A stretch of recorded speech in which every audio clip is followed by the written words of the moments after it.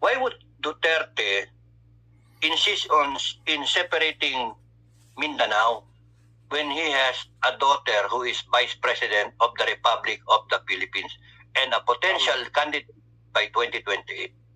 Tama? Exactly. Tama. Why you Filipino people, you have to think of it na this is all but parang a chess move by Duterte.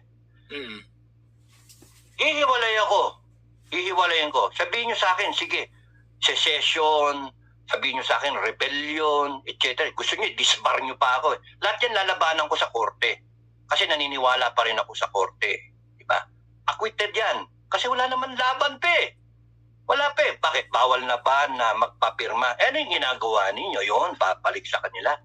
Galing ni Duterte. Kung mali yung